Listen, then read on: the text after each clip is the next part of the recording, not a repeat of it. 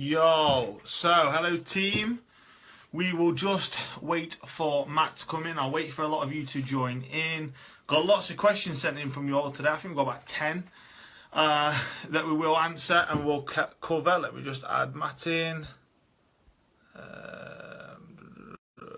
Come on, Matt. Where are you? Yeah, so we've got about 10 questions that we'll cover. So if you're in, just send me a question over and I'll get that covered for you. If it's anything from health, fitness or muscle building. Now, don't be stingy. Make sure you love, haha it. I need it I'm a attention seeker. I need it. It makes me feel good. So make sure you do all that for me and then I'll just invite Matt in when he gets on. Yeah, so like I said, we've got 10 questions. If any of you are there and joining in, just send me your questions over and we'll get those answered. Hello, Jamie. Hello, Shanine. Hello, Nathan. Hope you're all right. Thank you, Jamie. There you go, making my day, mate, making my day.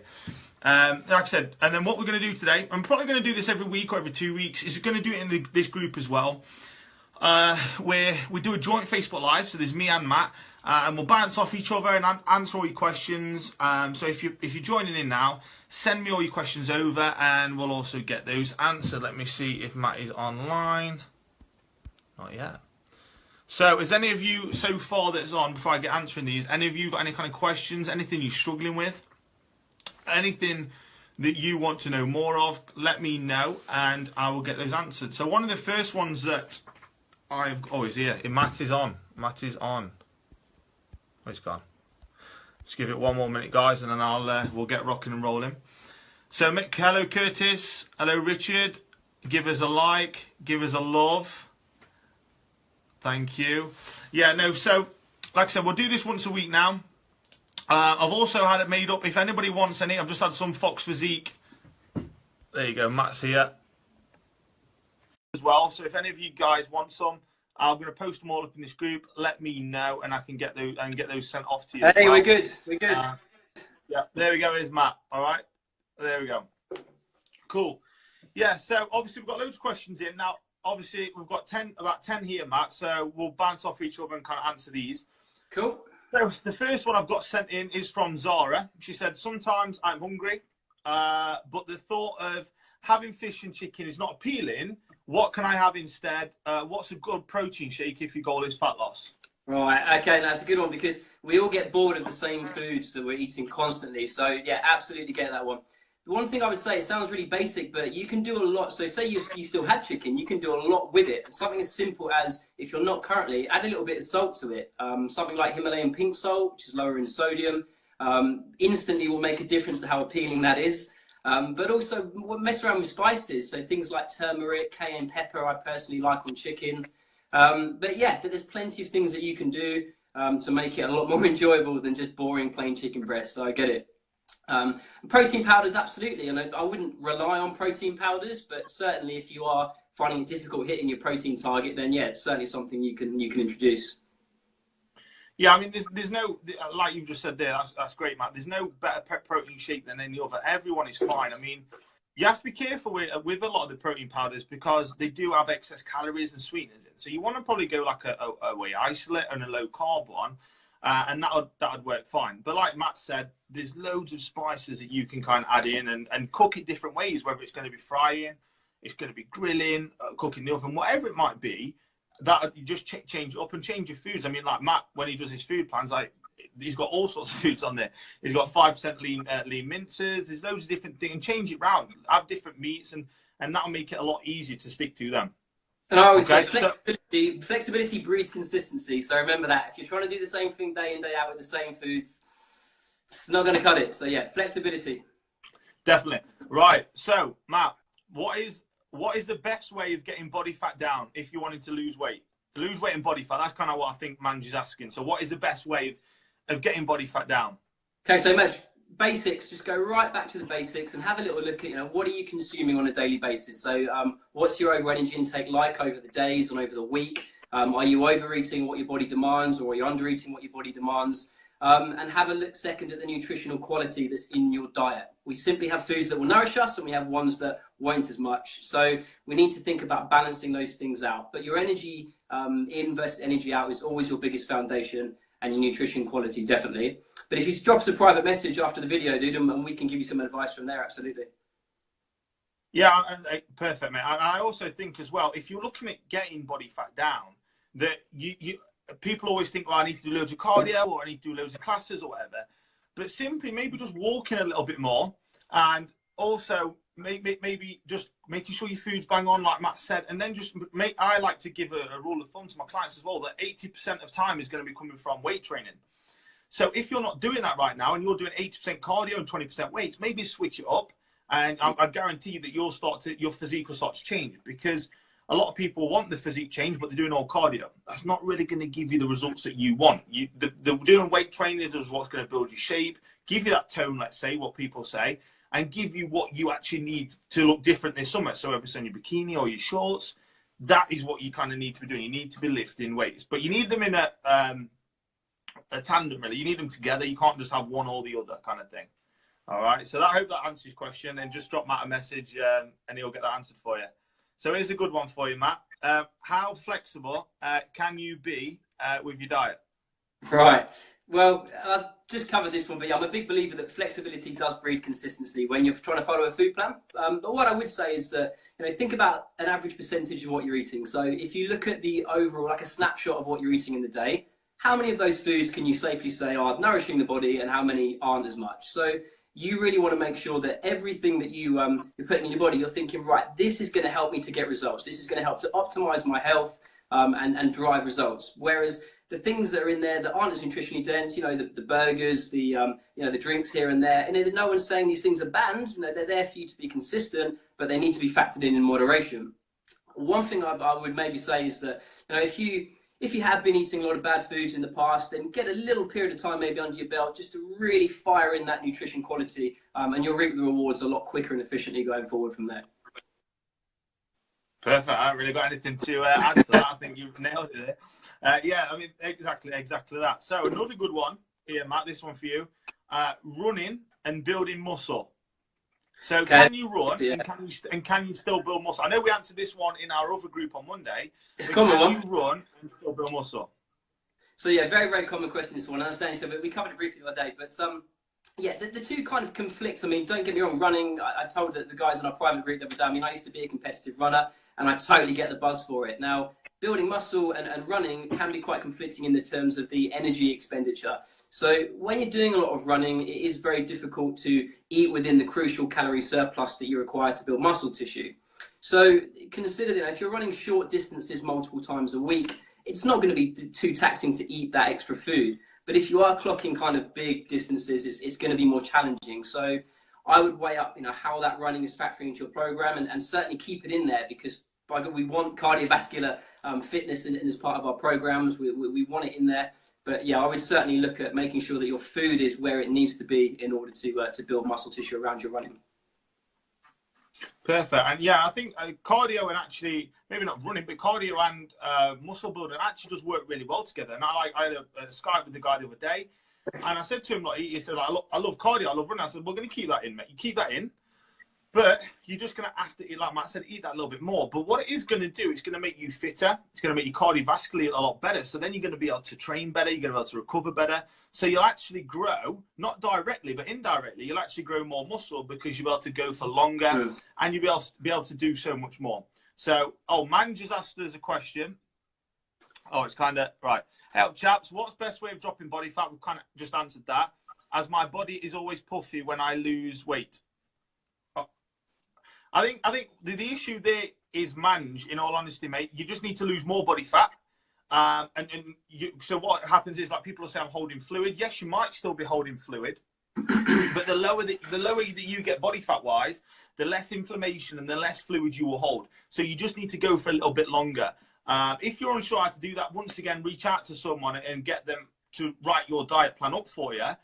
But yeah, you just need to go for a little bit longer. I know people can say, like, it might be stress and everything like this. In all honesty, you just need to lose body fat first. If you're still monitoring as well. We talk about monitoring a lot, don't we, Danny? And the fact that, if you're trying to get yourself in shape and you're really making an effort, you need to see some returns coming in. Otherwise, you won't stay motivated. And again, I'm a big believer that motivation and progression do go hand in hand. If you don't see progression, you're likely to stay motivated, but then if you're not motivated, you're likely to progress. So yeah, you need to make sure we're monitoring, whether that's tape measurements, photos, something to monitor progression, definitely.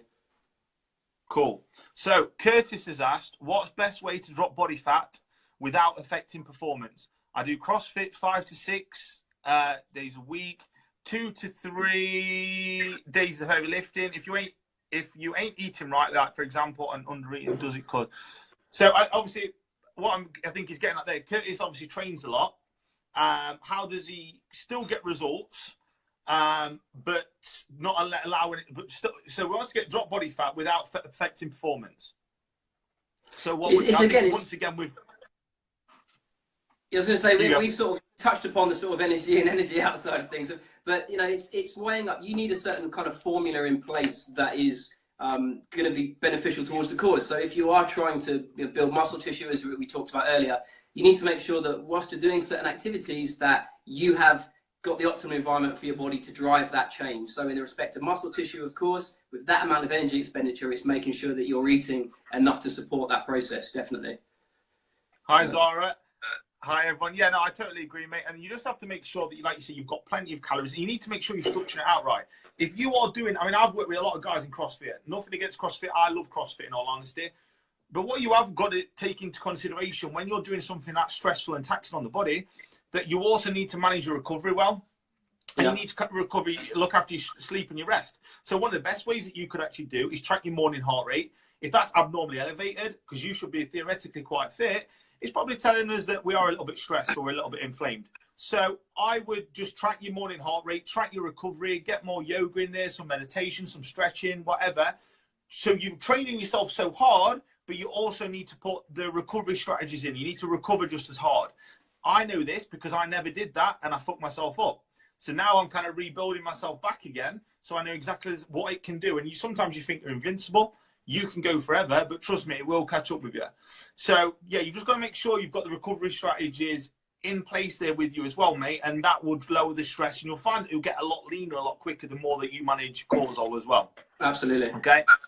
So Matt has asked, hi guys, doing a lot of chest and upper strength workouts, but how quickly can I see my chest and abs look good? And eating a lot to help the muscle. Okay, so I guess what we're trying to get across is how can you visibly see the muscle that you've built, or the muscle that you've got. So body fat levels are always going to be a crucial, or they are the biggest element to that. And there's a sort of saying that is the best way to look more muscular is to get leaner. And that kind of sounds a bit obvious, but the leaner you are, you're going to see definition. But then the question is, how much muscle mass have you built, and what does your physique look like once you have drained the body fat? So yeah, definitely, I would say best way to bring out your abs and chest. You're storing fat in areas like chest is a good example. A lot of guys store a lot of fat on their chest, and it isn't the first place that weight will come off of you. So when you diet down to the lower levels of body fat and you be consistent on a plan for a period of time, these things will start to change, and you'll go, oh, holy hell, I've got a reasonable chest on me, or you may want to spend some time developing it. So it's a process to be done in stages. And it's like what we, not you, Matt, the other Matt who's asked the question. And what we always try and do is, with our clients, we always try and get them lean first. So you need to get yourself lean first, I'd probably say. Then also with your workouts, especially when you're looking at growing a chest, it takes time. It takes consistency. It takes patience. And you have to be meticulous. Are you logging your lifts? Are you tracking your progress? Are you gradually adding more food? Are you doing all the basics and all the foundational things to get your results? If you're not doing that, then you're hoping that you're going to change, but there's no kind of plan towards getting you to change. You might change, but if you had a plan and some direction to go towards, I guarantee that 3 months' time, 4 months' time, 6 months' time, you would look totally different and your chest would grow. Like, regarding people's chest, like, everyone wants good chest, shoulders, and arms. Don't get wrong, I do. I want some when I go over the summer. So, but what you need to do is you need to have a plan to be able to attack it. If you're just going in and going, right, I'm going to do a bit of bench press, a bit of pec deck today, you're not really, it's just like throwing aimlessly at a dartboard. You need to have a plan, work out what you're strong in, work out what you're weak in, and kind of create a plan to help you to get towards that goal, if that makes sense. So that helps. So another good question I've got here for you, Matt. I'm getting all the questions. So, I have to fire some over at you. I know. Sorry, I'm sorry. How do you get big arms? Ask him. He's got much bigger arms than me. Yours are like 5 times the size of mine. You're taking that one. No. All right. Okay. Right. So how do you get big arms? Right. So if you are wanting to get big arms right now and you've got skinny arms, right? So what I would say is you need to hit them more frequently. So usually a lot of guys will be doing a split like chest, shoulder, chest on a Monday, shoulders Tuesday, legs Wednesday, back Thursday, arms Friday, because they know they're going to go out on the tan on Friday, so they want to impress the girls. But what you actually want to do is that you want to try and hit those arms more frequently. So you want to try and hit them 2-3 times a week, because then we got more chance to be able to grow and develop. So what I would probably do is tag them onto end of the workouts on Monday and Wednesday. You might do 8 to 10 sets on Monday, Wednesday, and Friday you might do a little bit more volume, and you might hit 15, 20 sets. But over the week, that's like 30 to 40 sets of high intense work. If you try and do 30 to 40 sets all in one session, you're probably hitting 8 to 10 sets that are really intense, and the rest are just getting by. You need to make sure that every set is intense. And when it comes to your arm training, people neglect heavy dips, close grip benches, and they neglect like heavy chins. These are big arm builders. You need to get your big lifts in there, then supplement kind of with everything else. And also, when it comes to growing your arms, you need to make sure your shoulders are stable. A lot of people have instability in the shoulder, so they can't actually lift arms heavy, and they can't lift the load heavy, so everything's going for the shoulders, the traps, and everything like this. So there's so much you can do with arms, but if you just start from the basics, eat more and train arms more frequently. That, just doing that in itself would get you to grow your arms. Then and having a plan, then you can really start to get advanced and add a little bit more to that. Have you got anything to add to that, Matt? No, just I mean, yeah, I was trying to tense them as much as I could while you were talking. No, but when you're training, when you're structuring a training program to build arms, as an example, you know, like you say, you need to make sure that you've got a plan in place. You know, you've got progression each session that you do, but also, you know, you can look at changing around angles as well. So as you quite rightly said, when you start to get a little bit further down the line, you can just take the bench from like a 75-degree angle to a 60 to a 45. I won't go into all the ins and outs of it, but it will make a difference. There's lots of things that you can put in to vary it up. And there's no specific rep range. So people will tell me, oh, I'm doing 8 to 10 on everything. All right, so you're getting strong at 8 to 10, but are you strong in the 5 to 7 range? Are you strong in the 15 to 20 range? Every rep range has got the place, but it's just how you're programming it in the programming. So if you're unsure how to do that, reach out to someone that does and get some arms. That's pretty much how it is, really. Right, so why... All right then, Matt, there you go. You can answer this one as well. Why do I hear people say, all right, so can you have fruit in your diet and still get lean? Oh yeah, don't take fruit out your diet. Fruit's nutrient powerhouses. Now, you know, if you're eating 100 bananas a day and you're going well over your calorie allowance for the day, and you're eating in a surplus fruit, then yes, it's going to put weight on. But do not let anybody tell you that you should be taking fruit out of your nutrition. There's way too many vitamins and benefits that fruit will give your body in an abundance, and provided that it's factored in to a properly structured diet plan, whether that's fat loss or muscle building, get it in, and get it in whatever source you like. I love berries personally. Strawberries and blueberries for me are an absolute winner. And also, you know, they play their part in increasing your blood sugar levels, which, you know, around training windows is exactly what you want. So, God, yeah, don't let anybody tell you not to eat fruit. Yeah, exactly that, mate. And especially if you're going from eating, I don't know, chocolate, sweets, pizza, whatever, to transition over to, so if you're going from one extreme of a bad diet, and then you want to go 100% to eating a totally clean or whole food diet or whatever, fruits is going to be your savior because it's so tasty. So, and otherwise, if you just totally remove everything that tastes, you're going to really struggle on your diet. And like what Matt said before, that when you go on a diet, a good diet is one that you can sustain. So you ask yourself, could I do this in a year's time? If you could do the diet in a year's time, it's probably going to be a good one. So with my diet, I've got fruit in. I mean, I'm having 75 gram a day from fruits, 75 gram of carbs a day from fruit. And I'm still getting lean because I'm still in the calorie deficit and I'm managing it and I'm timing it exactly right. So you haven't got to remove fruit. You don't have to take it out. As long as you're weight training and you're moving a lot, it is perfectly fine. So it gets a bad rep, but it tastes good. You get so many vitamins and minerals. It is a winner to stay in my opinion. Okay. So If you've got any questions, by the way, just shout out and we'll get those covered as well while we're on. Right, so we might actually have a different opinion on this one, Matt. So I can't remember who asked it, but they said, what top 3 supplements do you recommend? So me and you might have totally different opinions here. Yeah. But what are the top 3 that you would give clients, and then I'll say what I will give clients, or it might be the same. Win-win. Cool. So, I mean, first off, I mean, there are people that will go and get a blood test done, and that will tell you a lot of things that you're deficient in. However, if we're going with the basic advice, I tend to find for a lot of the guys I work with, vitamin D is a biggie. It plays a huge part in a massive number of functions that the body needs to undertake. So supplementing vitamin D and just making sure that you are taking the right amount. So, you know, it's easy to look at a pack, like look at the tub of the supplement, and it will say take 1 a day, 2 a day. But if you get in touch with us, we'll be able to tell you, more about what you may need. But yeah, vitamin D is a big one. I mean, with the lack of sun that we tend to get in this country, we don't get a lot of vitamin D. We're not absorbing a lot of vitamin D.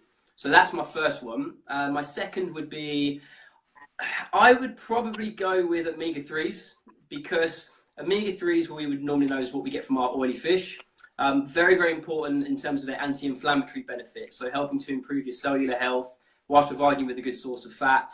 And we tend to be quite low in our omega-3 intake in general. It tends to be quite high in the 6s from the foods that we eat, but the 3s are kind of down. So that'd be number 2. And then 3, I would probably say, it's either going to be a multivitamin, or I'd probably go magnesium, just because the foods over the years we've seen a drop in magnesium based on the kind of farming, and without going into complex. But yeah, they'd probably be my top 3.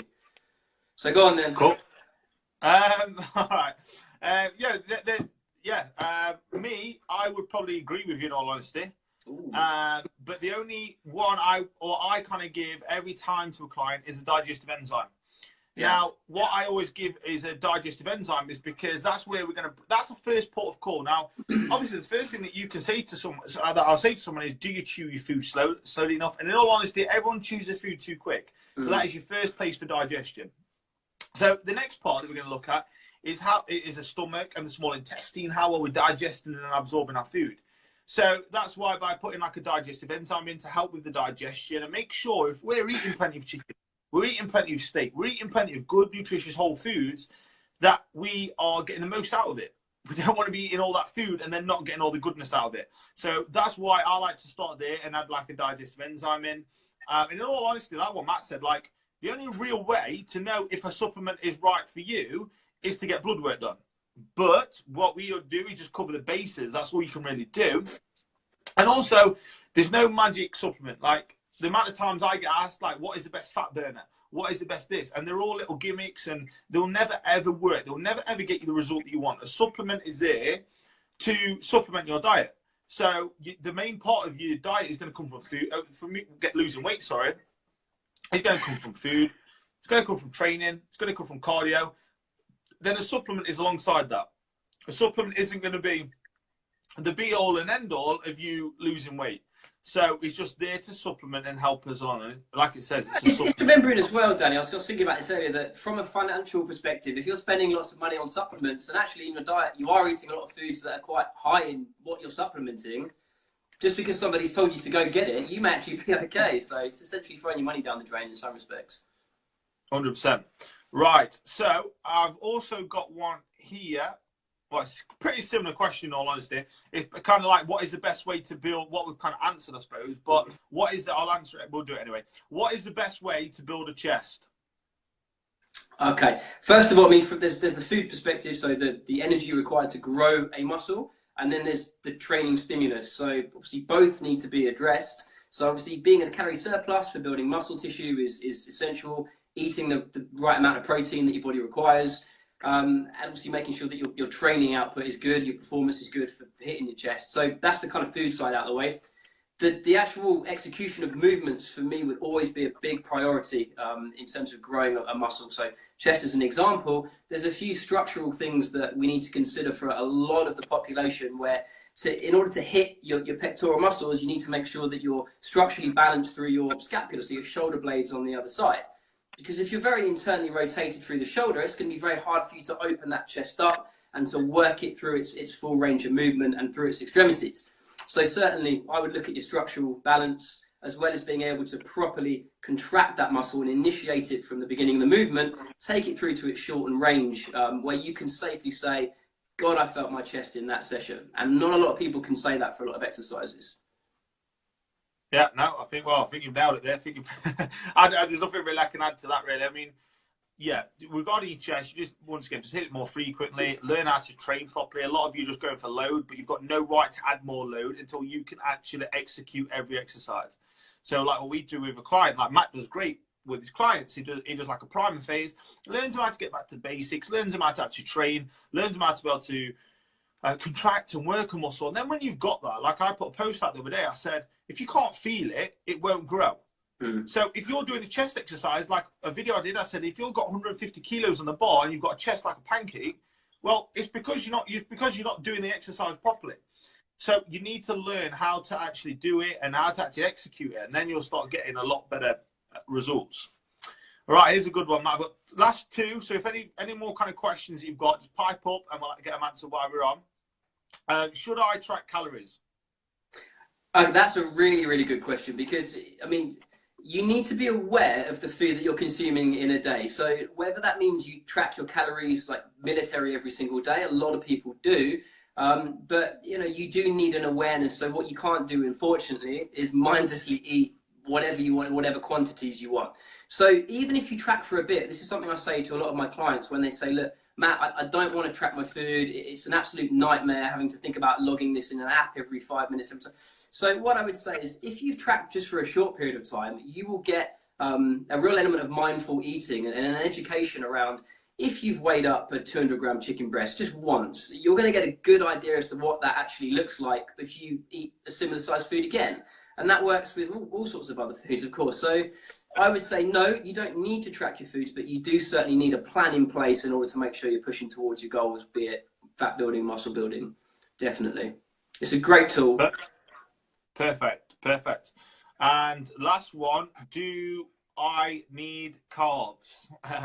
Oh, yeah. Probably somebody that has this is probably either doing a low carb diet and they've only ever lost weight doing a low carb diet.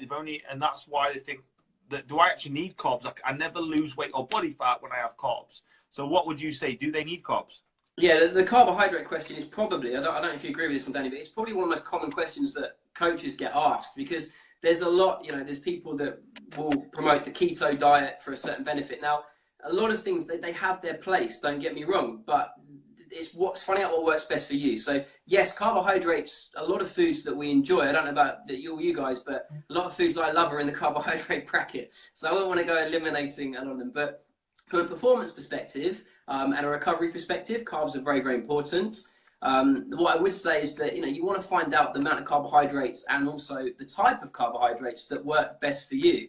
And the only way you're going to do that is by tracking and monitoring and thinking about how you feel after these foods. But yeah, from a consistency perspective, carbs are very important to have in the diet. But yeah, knowing the right amounts and the right types of work for you, definitely. And like what me and Matt touched on before, was that a good diet is one that you can sustain for a year, that you could do in a year's time. So don't get me wrong, like when I did one of my photo shoots before, I did the keto diet. The keto diet 100% works because you're in a calorie deficit. Every diet works if you're in a calorie deficit. The issue with keto is, in my opinion, I might disagree in a few years' time, but I couldn't sustain the keto diet, and I was on the verge of a breakdown because I wanted carbs so bad.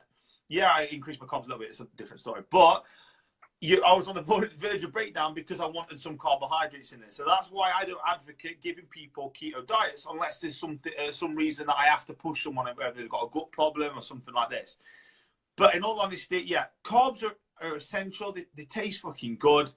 They are amazing for recovery, amazing for energy, amazing performance. You will still lose weight if you are in a calorie deficit. You will still lose weight if you're in a calorie deficit. That's key. Now, with carbs, I don't get me wrong. Why people say, and the main thing here is why people get so hooked up on carbs is because obviously they attract more water when you're having them. So what people think is, well, now I've added more weight. I've had that high carbohydrate meal. I've added more weight. Well, I knew I can't handle carbs. This isn't for me. But actually, if you took your measurements over a week or a monthly basis, you'd actually still see that you'd still come down. And also with, like I said, so the main thing is that when you are having carbohydrates as well, that start off at a point that you can handle. So what I always try and do with my clients is I go, if you are training a hell of a lot, I will get you to have more carbohydrates. If you are not moving at all, I will get you to have a little bit lower carbohydrates. If you're more muscly or you're moving more, you'll have more carbohydrates. If you've got no muscle and you're not moving, you're probably going to have a little bit less muscle. So what do you think on that, Matt? Is that kind of something that you do with clients as well with carbs? Yeah, completely agree. I mean, again, a lot of the time we look at people's current nutritional habits, and we may make a call maybe to say, actually, we're going to bring these down for a little bit. You know, you can, I mean, again, there's different depths you can go to really learn your body. You can take a fasting glucose test in the morning, and you can see what your kind of readings are there, and it may be worth manipulating your carbs to improve the health in that respect. So, yeah, I completely agree with pretty much everything you say. It's individual, but yeah, certainly from a consistency perspective, I personally won't take them out in a hurry. Yeah, exactly. And like I say, you'll still lose weight, you'll still lose body fat. So don't worry, because you'll actually probably lose more body fat when keeping the carbs in, because you'll be able to perform better and you'll actually be able to get a hell of a lot more out of your workouts. So that's why you want to keep carbs in. Don't take them out. I don't think that's the only way to lose weight. Okay, that's kind of what I'd go there. We'll do one more. I'm actually going to bring out one of the questions that we answered the other day. Okay, so if somebody right now is a month or 6 weeks in to trying to lose weight or trying to improve the body and they're not getting anywhere, what should they do first? So yeah, we touched upon this the other day, but basically we want to go kind of back to the basics and establish whether or not you are doing everything you need to drive results. So that is the energy in versus energy out, quality of nutrition, how much are you moving, what are your daily, weekly steps like, all of these things. If you are following a plan and it is structured towards your goals, you should be getting results, and you want to be seeing that weekly as well. It's very easy to think that you haven't got anywhere, and I know we talked about this the other day, but you may have improved, you may have made some progress that actually you're kicking yourself and you don't need to. There may be some centimeters down from your waist, there may be changes that you actually haven't noticed and you are giving yourself a hard time. So certainly I would really make sure you are monitoring your progression, because it can be a make or break, and you see that a lot. Yeah, I mean, like you say, I mean, if you're not progressing, you're not going to be motivated. So you've got to make sure that you are kind of progressing. And if you've not lost any weight a month in, what are you doing wrong? And you've got to kind of track, and you've got to know absolutely everything, so then you can make changes. So if you're not tracking your calories right now, then that's maybe what you need to be doing. So you've got to be able to be really meticulous with what you're doing, and then you can kind of see where you're going wrong. Like I put a post out the other day. I said, are you doing all the steps that you're doing? No. Are you sticking to your nutrition plan? No. Are you doing all the training? Have you missed out on your cardio? Are you managing your stress? Are you tracking all your health markers? If you're not doing at least 3 to 4 of those things, then probably that's the reason why you're not losing body fat and you're not losing weight. So if you're if you're unsure of how to do that, you just got to reach out to one of us and we'll kind of help you out gladly. But that's kind of where a lot of people are going wrong, because you're not tracking any of those things. You might feel like you're eating better and you're eating healthier, but you could still be eating maybe a little bit too much. But so you can eat like you get asked this all the time, that yeah, I'm eating healthier, but you can still eat too much of healthy food. It doesn't matter, because it's healthier, you still won't lose weight if you're eating too much. So you've just got to track all your markers, like what Matt said, and then we can kind of make a decision on what you need to do next. And that's the best way of really analysing it. We don't really know until we actually see the person on what they need to do and where maybe they are going wrong. Okay, so well, that's all the questions we've got, guys. So if you've got any more this week, either fire them over to me or Matt, or post them in the group. Hopefully we'll get another one next week, or if not the week after, and we'll answer all the questions. So just send us one out and we'll get them covered for you. So hope that video helps, guys, and I'll speak with you soon. Thanks, guys. Bye.